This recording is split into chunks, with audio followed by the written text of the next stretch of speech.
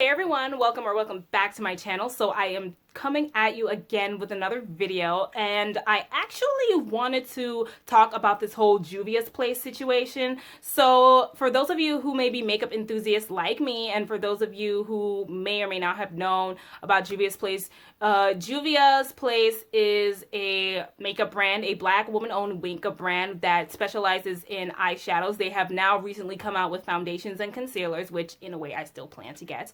They are a cosmetics line that specializes in Afrocentric themed, design. Their aesthetic is really Afrocentric themed. So they basically take all these different names, colors, and inspirations from different tribes and parts of Africa. And I feel like that is very clever. Now, recently, Juvia's Place has been caught in very much controversy after reposting in their IG stories of Jeffree Star reviewing their foundation line, their new foundation line. And I was logged off of Instagram because sometimes I log off of Instagram for a few days, just to go on my other page and relax, or, just completely separate myself from social media so I can focus outside. But I recently came back on the other day and I saw a lot of people commenting. I saw pages that I follow in their IG stories asking people what they thought, and I was like, wait, what happened? What's going on? Then I found out it was something to do with Juvia's Place, and then I went on their page because I do follow them on Instagram, and I do own some of their eyeshadow palettes, and I will say I do like them.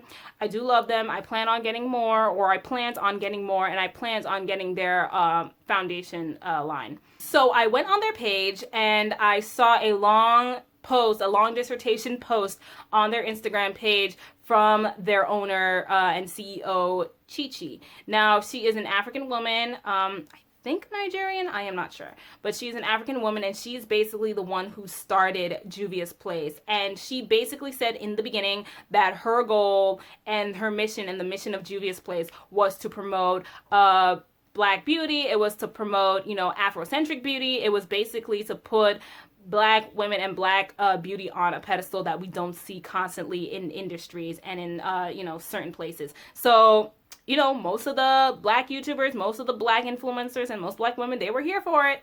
I was here for it because I didn't really know too much about Juvia's Place until I started looking up them on Instagram a few years ago.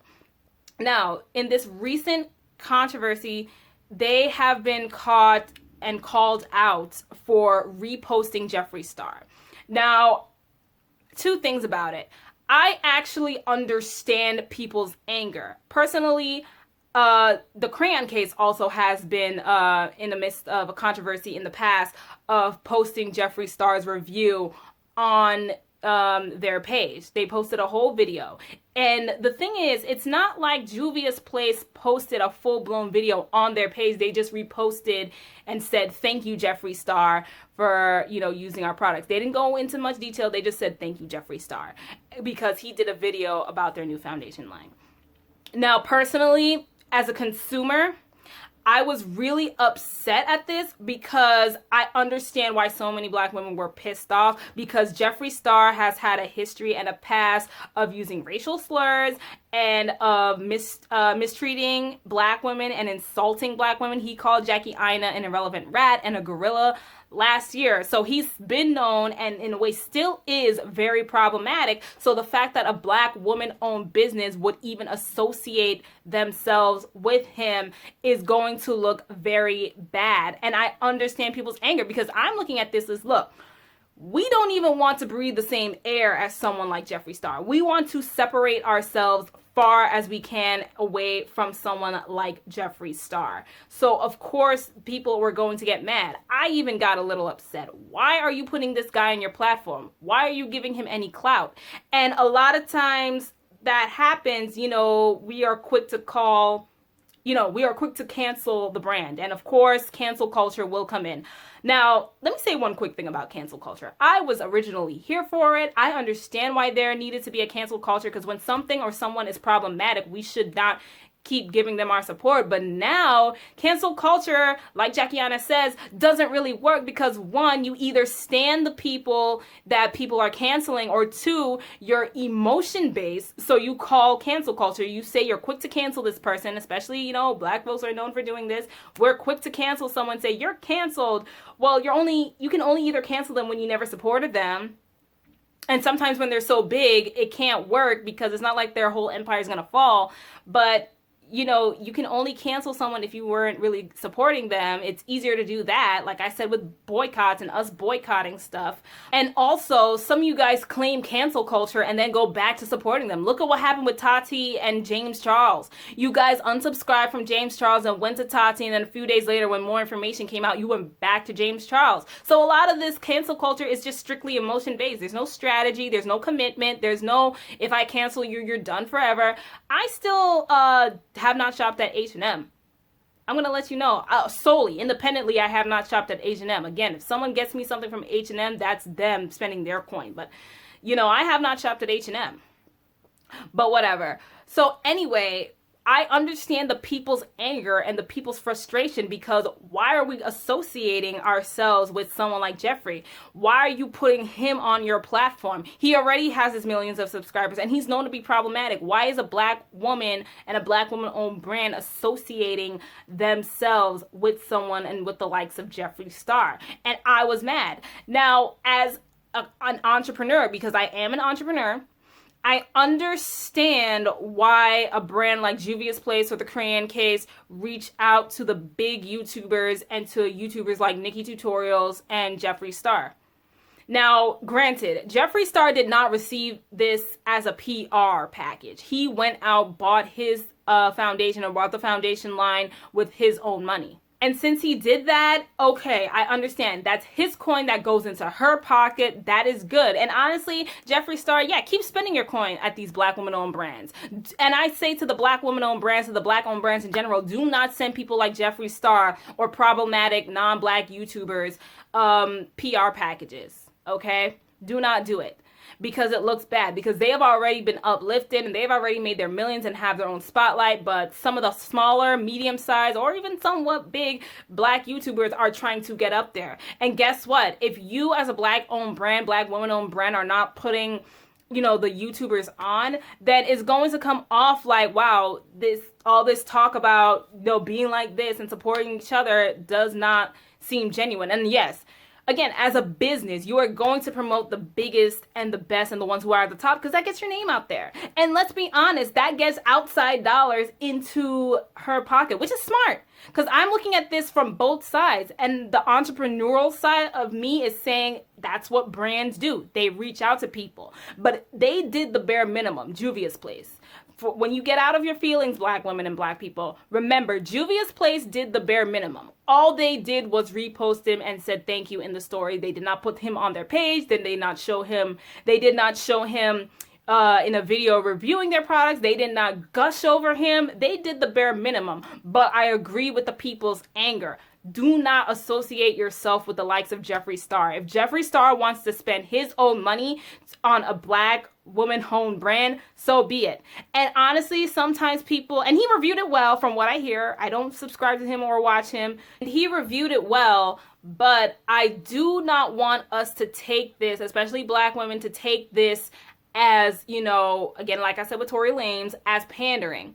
Don't think, okay, he finally supports us, so he must have changed. He did say he was sorry in the past. Look, that's all good and great and all, but we're still dealing with a problem. I do not see Jeffree Star necessarily advocating for more, you know, dark skin shades. Yes, he may have mentioned it in the past, but it still feels and looks like the bare minimum. And even if you try, Jeffree, and maybe that's why he's not doing it, but even if you try, Jeffree, we can't take you seriously. We really can't. I feel like until black women and black folks in general stop suffering the majority of the issues that come with just being black in this country and in the world, then of course, Jeffree, we're not going to be your fans. We're not going to be, for the most part. And I understand some people's comments about, look, we have to forgive and move on, because yeah, holding a grudge against someone like Jeffree Star is not going to really make us more successful. But then again, let's not associate ourselves with people like Jeffree Star and say we like Jeffree Star, because I've seen a few black women and black people on YouTube like Troy's TV say, I like Jeffree Star, he's entertaining, I like him. Yeah, he apologized, get it over. It sounds like you were kissing his ass, Troy's, until, you know, that whole he also hits on straight guys too came out, and then you were like, oh, he's canceled for good. Really? That's what it took for you to cancel him? But anyway, this is how you know, like, black men sometimes, when it's affecting mostly black women, they're kind of nonchalant about it. And, you know, that's me kind of putting it lightly. There's more to it, but that's me putting it lightly. But whatever. So anyway, yes, I understand why people were angry. But at the same time, as an entrepreneur as well, brands will do that. But let's get into the history of Juvia's Place. Now, I've seen Tiff Jeff's video on Juvia's Place, and I remember the video stating why she would never buy from Juvia's Place ever again. And this was before I even bought a single thing from Juvia's Place. And it wasn't just her video, it was a few other people's videos where they were like, look, Juvia's Place has bad customer service. That's the number one thing I hear from Juvia's Place, is that they have bad customer service. And that does not fly well, especially with me and with other black folks, because the number one complaint I hear about why black people don't support black-owned businesses is bad customer service.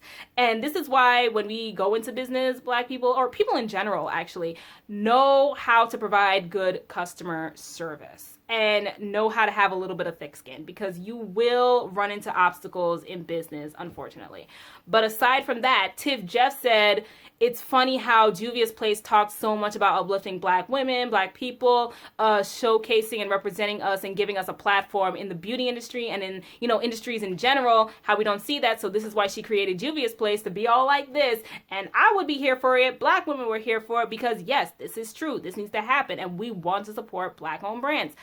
But Tiff Jeff stated she noticed that on their page, all Juvia's Place on their page were promoting at that time, a few years ago, is white and bigger white YouTubers and beauty influencers. And like Tiff Jeff said in the video, it is a business. So as a business, you are going to showcase that, hey, big people, big YouTubers, the biggest and the best, like our stuff, go get our stuff. That's what you do. That's like a celebrity endorsement. That's what a lot of businesses and brands do. That's understandable. But when you said your mission was one thing and you're not fulfilling it in terms of promotion, that is starting to look like a red flag. It also starts to look like you were pandering to us.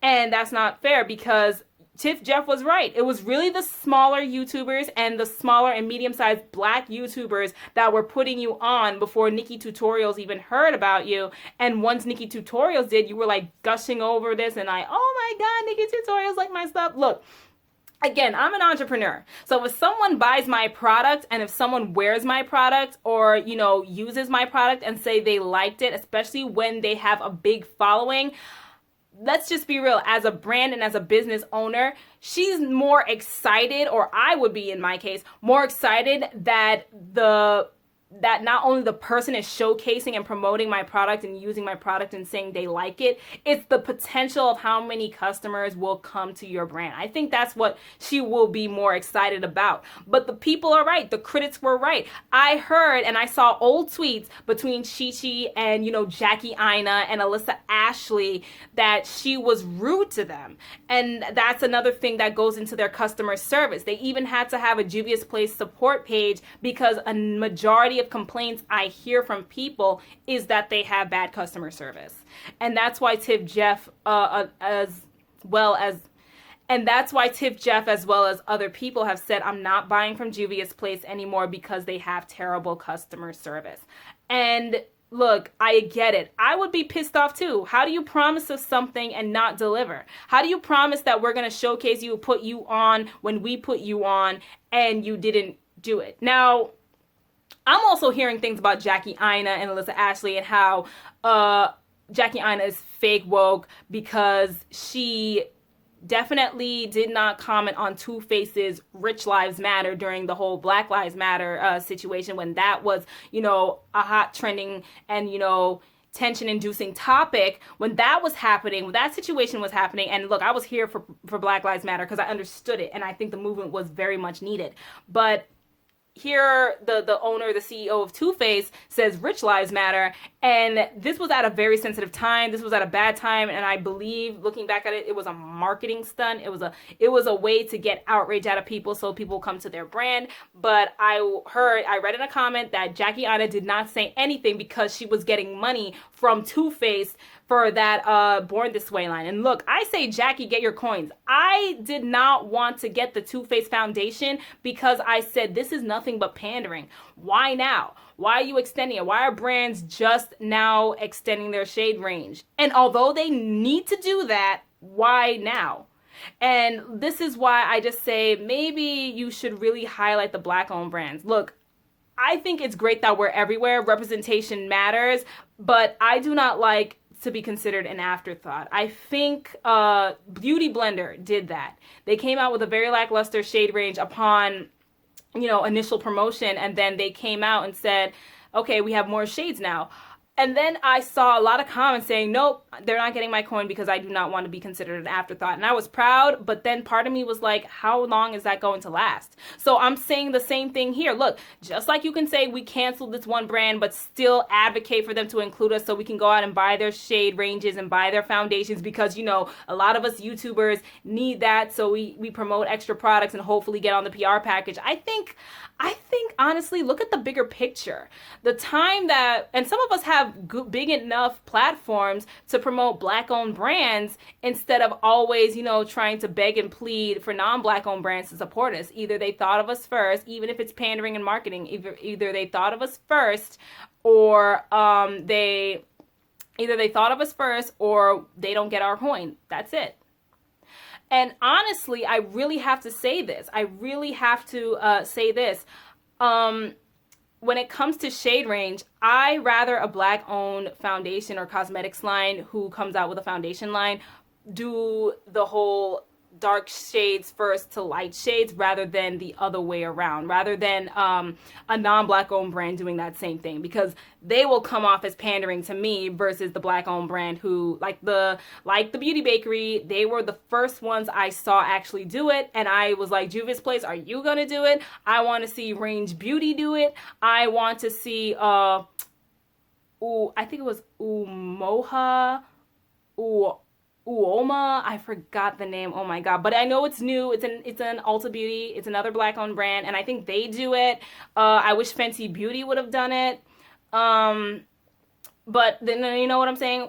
The only reason I say I wish Fenty Beauty would have done it because someone sparked my curiosity. Like Chrissy did spark the curiosity. But she's right. Why not go darkest to lightest? But at least she came out with a good shade range. I'll give her that. And she extended it, with 10 more shades? So I think 440 may be my new shade. Because I tried 430 and it's so golden for me. Even though I may look golden on this, but it's so golden. Whatever.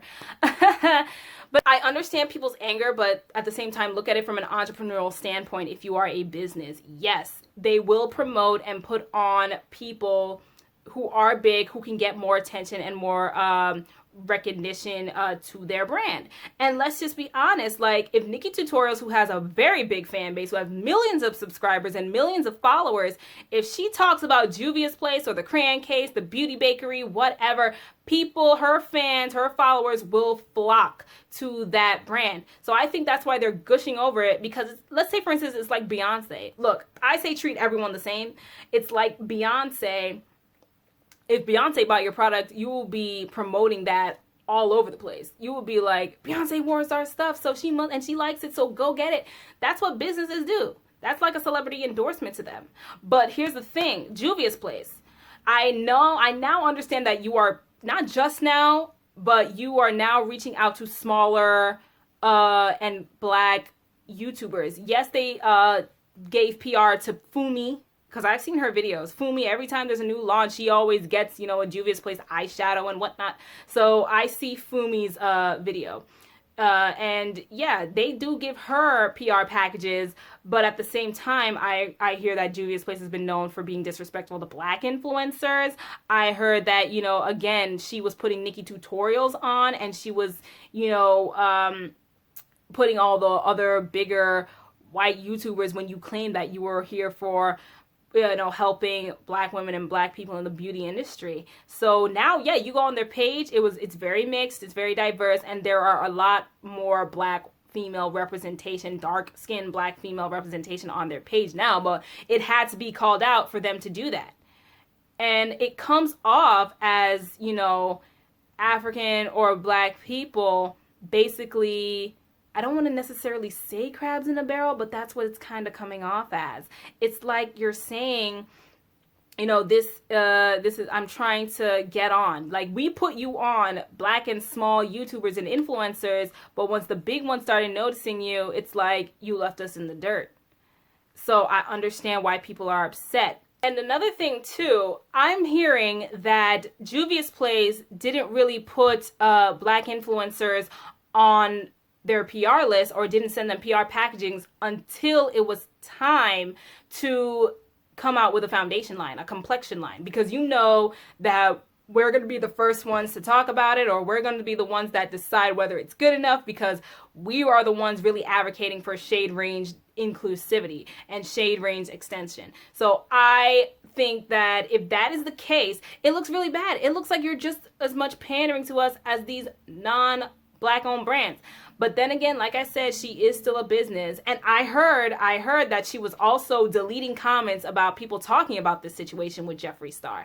And that is also looking bad. That looks like, one, you have something to hide. And two, when you delete people for simply giving constructive criticism, that also looks bad, because it also goes back to people saying, see, you have bad customer service. And maybe she's running this all by herself. Maybe she's somewhat of a solopreneur. That she basically, you know, just does most of the work by herself, but she probably needs a better social media strategist. So I'm just saying. So yeah, JUVIA'S Place, take this as a learning lesson. I wish you had done this before, because look, the real reason black people and black women who are angry about this, the real reason you are angry about this is because she's associating herself with Jeffree Star, and that's it. That is the thing, because she put his picture up on his page, and you want to be, as black women, as black people, far removed from Jeffree Star. You do not want to breathe the same air as this person. Hell, remember Chrisette Michele? Chrisette Michele performed at the inauguration. Of course, her fan base told her no, and she still didn't listen, so she deserved that backlash. But all she did was perform. It's not like she put this man in office. So she claims she never voted for him, but it really seems like you wanted that check so bad that that's why you decided to perform at the inauguration. Look, I understand we need to get in spaces that are maybe uncomfortable so people can get the message, but there was barely anyone at that inauguration, and what did you think you were going to gain? Which is why it looked like all you wanted was a check. And here's the thing, you lost the majority of your fan base in the process, because they told you no. They told you no. But then again, all she did was perform, not put this man in office. All she did was breathe the same air as the man, associate herself in close proximity with the man, and I heard she never got to meet him. But all she did was do that, and then look what happened. So in my opinion, like, I agree. Well, not in my opinion. So I see where people's anger is coming from. We just do not want to be associated with people like Jeffree Star. And any form of us thanking, liking, being nice, being respectful to people like Jeffree Star is in a way considered cooning. And because JUVIA'S Place, you have a history of being criticized for not, you know, putting black influencers and smaller or even bigger black influencers on the platform you claim that your brand was meant for, and you support people like Jeffree Star, who has his stuff but has known to be problematic towards black women, it's looking bad. Look, I say get your coins, but you don't need to put him on like that. He'll bring his followers to you, and you keep silent and count your money, okay? And honestly, Jeffree Star, this is what you need to do. whether you're sincere, whether you're pandering. I mean, I'd rather you be sincere, but, you know, don't expect anything from these Black-owned brands. But you keep buying and keep promoting, because this is one way to rectify your wrongs, okay? So anyway, thank you for watching this video. Don't forget to like, comment, and subscribe, and I will hopefully see you in the next video. Don't forget to turn on that notification bell and check out the links down below. Thank you so much, and I hope to see you in the next video. Bye!